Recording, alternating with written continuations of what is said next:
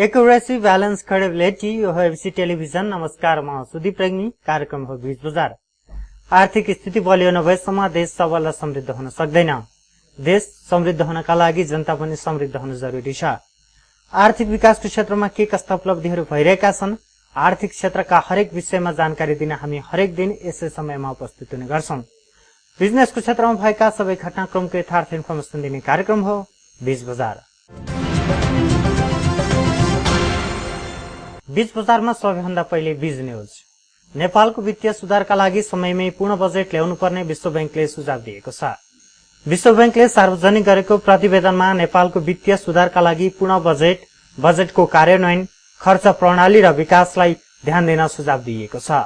पूर्वाधार विकासको कार्यलाई पूर्णतः प्राथमिकतामा दिन नसक्नु, कमजोर अनुगमन प्रणालीको कारण वित्तीय सुधारमा समस्या देखिएको प्रतिवेदनमा उल्लेख छ। बजेट प्रक्रिया, बजेट कार्यान्वयन, खर्च प्रणाली, राजनैतिक अस्थिरताका कारण वित्तीय व्यवस्थापन राम्रो हुन नसकेको जनाइएको छ।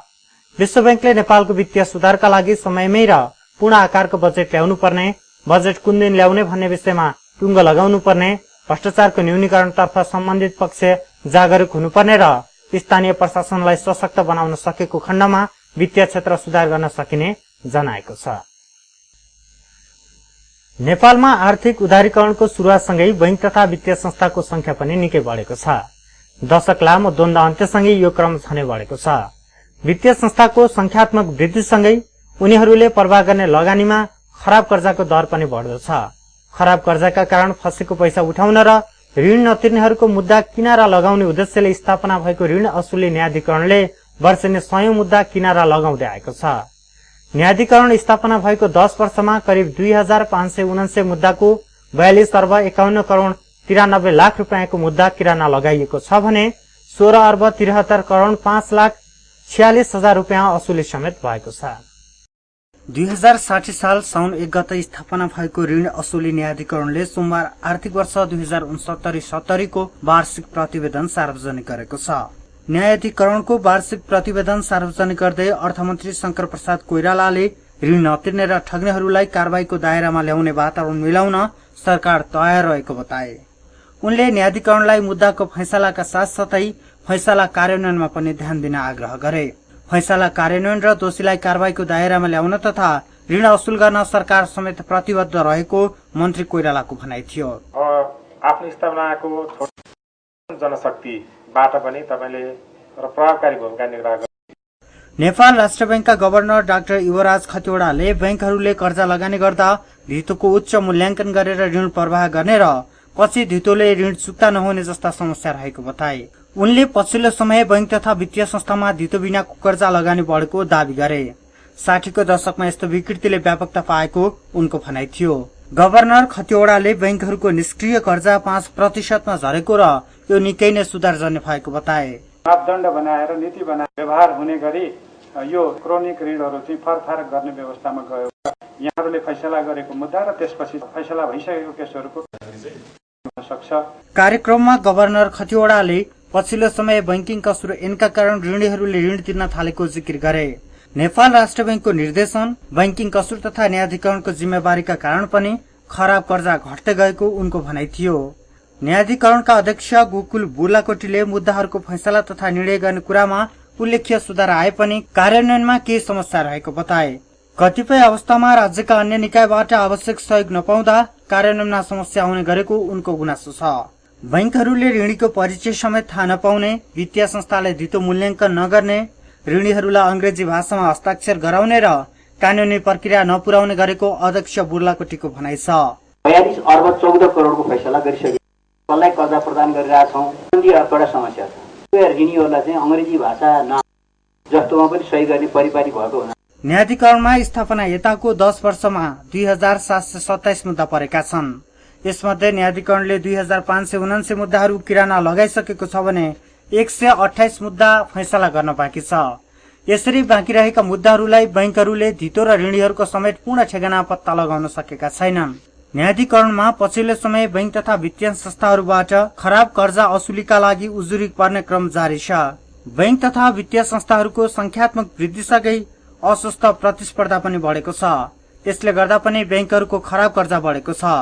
साथै बैंक तथा वित्तीय संस्थाहरूले धितो मूल्याङ्कनमा गर्ने लापरवाहीले पनि कर्जा असुलीमा समस्या पर्ने गरेको छ। अझ देशको आर्थिक अवस्थामा सुधार आउन नसक्दा ऋण नतिर्नेहरू बढेका छन्। यस्तोमा न्यायाधिकरणले 91% मुद्दा किराना लगाउनुलाई राम्रो उपलब्धि मान्नुपर्छ। अब खाँचो छ भएका निर्णयलाई कार्यान्वयनमा लैजानु र यसका लागि अन्य सम्बन्धित र सरोकारवालाहरू निकायले पनि सहयोग गर्न जरुरी छ। क्यामेरा पर्सन रूपक कोइरालाका साथमा ABC reporter Sudeep Regmi, Kathmandu.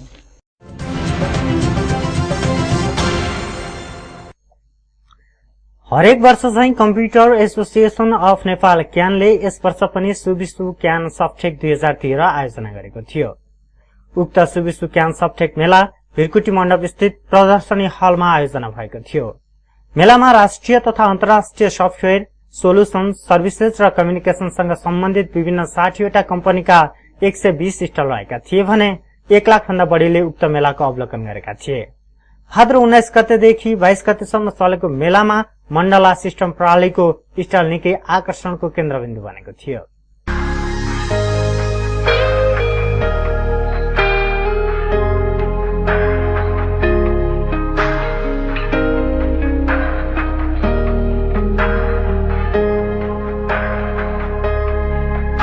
Mandla system प्रणाली सन् 1993 मा स्थापना भएको हो। सूचना प्रविधिमा नयाँ नयाँ सफ्टवेयरको विकास गर्नु र त्यसबारे जानकारी दिनु मण्डला सिस्टम प्रणालीको कार्य हो। अहिले भिरकुटी मण्डपमा जारी सुविसु क्यान सफ्टेक मेला 2013 मा मण्डला सिस्टम प्रणालीले पनि स्टल राखेको छ।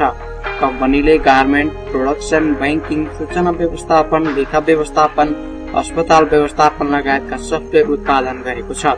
त्यसैले मण्डला सिस्टमको स्टलमा दैनिक नै मानिसको भिड लाग्ने गरेको छ।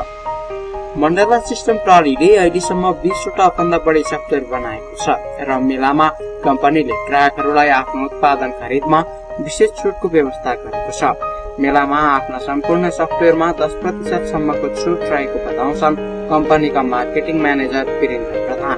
हामीले यो सुविसु क्यान सफ्टेक 2013 मा हामीले अहिले आउने यो मेला अवधिभरि हामीले चाहिँ सफ्टवेयरहरूमा 10% चाहिँ डिस्काउन्ट दिने हामीले व्यवस्था गरेको छौँ। अहिले सफ्टवेयरमा आउने महानुभावहरूले जति पनि अब बुकिङ गर्नुभएको छ अथवा यहाँ हेरेर जानुभएको छ उहाँहरूले भविष्यमा यदि यो सफ्टवेयर राख्ने चाहिँ उहाँहरूले इच्छा गर्नुभयो भने हामीले यसमा चाहिँ स्पेशल 10% डिस्काउन्ट्स भने। सूचना र प्रविधिले प्रभुत्व जमाउँदै गएको वर्तमान अवस्थामा सफ्टवेयर उत्पादनमा लागेको मण्डला सिस्टम प्रणालीले आम उपभोक्ताको मन जितेको छ।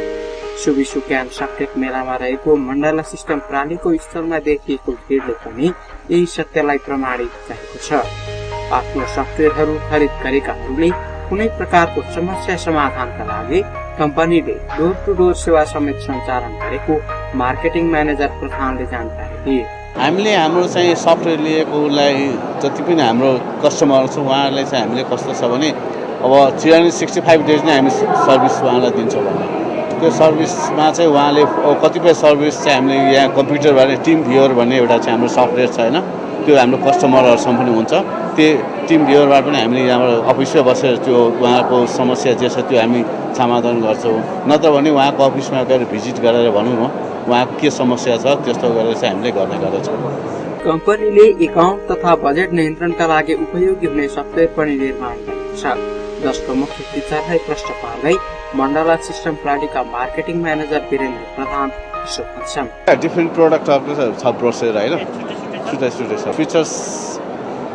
Accounts and budget feature system भनेको चाहिँ यो तपाईँको जुन सफ्टवेयर चाहिँ हाम्रो यो नर्मली बिजनेस हाउसमा जुन सफ्टवेयरहरू उहाँले एकाउन्टिङको छ नि, एकाउन्टिङमा तपाईँको भाउचरहरू बनाउने भयो होइन, ब्यालेन्स सिट निकाल्ने भयो, ट्रायल ब्यालेन्सहरू निकाल्ने भयो, डेली एक्सपेन्सेसको इन्ट्री राख्ने भयो होइन, त्यो चाहिँ सिस्टम हो। र हामीले यो सफ्टवेयर चाहिँ हामीले यहीँ नेपालमा आफैले बनाएको हुनाले जुन बजारमा अब पाउने चाहिँ भन्नुहोस् विभिन्न सफ्टवेयर छन् उनीहरूको सफ्टवेयर चाहिँ उनीहरूको जे फिचर छ त्यो फिचर्समा हामीले केही घटाउनु पनि मिल्दैन बढाउनु पनि मिल्दैन। यो चाहिँ हाम्रो कस्टमाइज यहीँ बनाएको सफ्टवेयर भएको हुनाले त्यो सफ्टवेयरमा यहाँको कस्टमरको डिड अनुसार हामीले चाहिँ त्यसमा उहाँलाई थप्ने कुनै कुरा छैन, त्यो फेरि अर्को त्यसमा राखिदिने त्यो छ भने।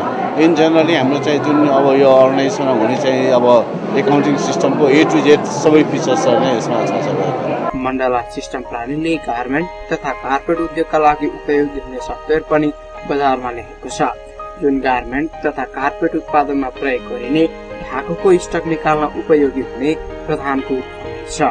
अहिले हामीले रिसेन्टली अब इन्ट्रोड्युस गर्न लागेको हुन त पहिलेदेखि नै पनि छ हामीसँग यो गार्मेन्टको लागि हामीले गरिराखेको थियौँ होइन। काठमाडौँको धेरै जस्तो सक्सेसफुल गार्मेन्ट कम्पनीहरूले हाम्रो चाहिँ सफ्टवेयर चलाइरहनु भएको छ। हामीले रिसेन्टली अब इन्ट्रोड्युस गरेको चाहिँ कस्तो छ भने यो कार्पेट म्यानुफ्याक्चरिङ जति पनि छ नि उहाँहरूलाई चाहिँ हामीले चाहिँ टोटल उहाँहरूको जति पनि जुन कार्पेट म्यानुफ्याक्चरिङ हुँदाखेरि जुन अब स्टेप बाई हुन्छ नि जति पनि उहाँहरूको त्यसमा लाग्ने जस्तो धागोहरू भयो कति धागो छ हामीसँग उहाँले आउटसोर्सिङ गर्नु छ भने अब कति बाहिरतिर आउटसोर्सिङ दिनुभएको छ कसलाई दिनुभएको छ कहिले ड्यु डेट हो होइन।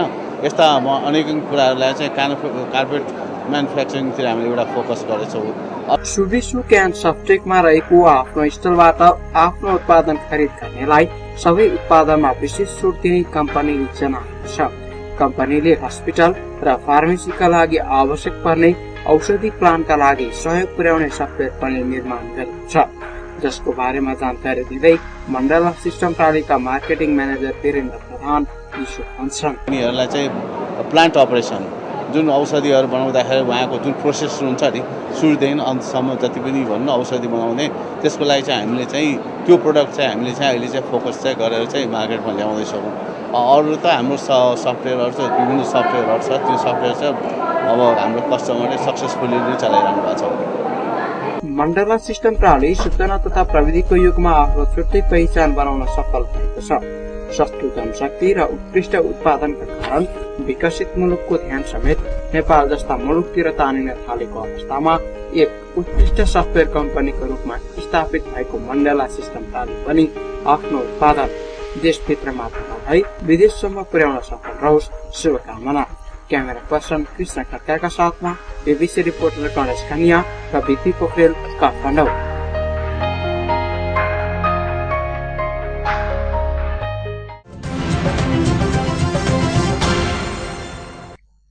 20 बजारमा अब समय ब्रेकको। ब्रेकपछि हामी फेरि आउनेछौँ। एबीसी 20 बजार खुला छ।